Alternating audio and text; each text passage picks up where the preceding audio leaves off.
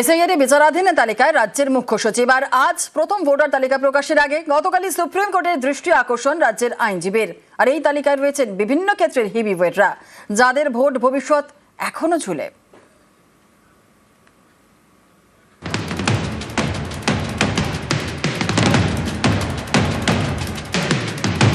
শনিবার প্রথম তালিকা।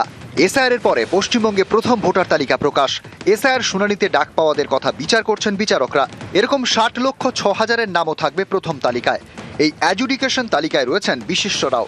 শুক্রবার সুপ্রিম কোর্টের দৃষ্টি আকর্ষণ করেন রাজ্যের আইনজীবী Kapil Sibal.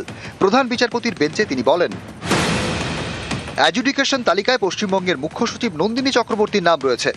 Chief secretary under adjudication.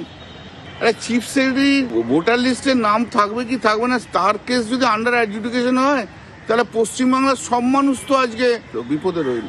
এটাই তো আমরা সবচেয়ে বেশি আশঙ্কা করছি। আর চিফ সেক্রেটারি একটু তো দেখো তো, উনি সবাইকে করে দিচ্ছে, বাদ বিচার আর কিছু করছেন না। আরে চুরি করতে গেলেও একটু বুদ্ধি লাগে, তো বুদ্ধি চুরি করছে অথচ বুদ্ধি নেই।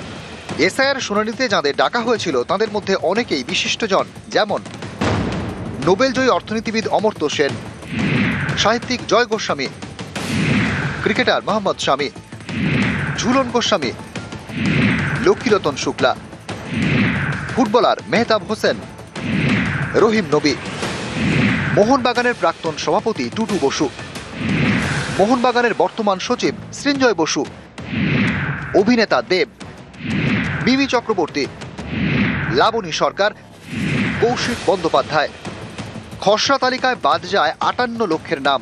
এই 58 লক্ষের নাম বাদ রেখেই প্রথম তালিকা প্রকাশ করা হবে। রাজ্যের মুখ্য নির্বাচনী আধিকারিক জানিয়েছেন, শনিবার ভোটার তালিকায় প্রায় 7,08,00,000 নাম থাকবে। যাদের নাম বাদ পড়বে তাদের নামের পাশে লেখা থাকবে ডিলিট। 60,06,000 ভোটারের নথি যাচাই বিচারাধীন, তাদের নামের পাশে লেখা থাকবে অ্যাডজুডিকেশন। নিউজ 18 বাংলা।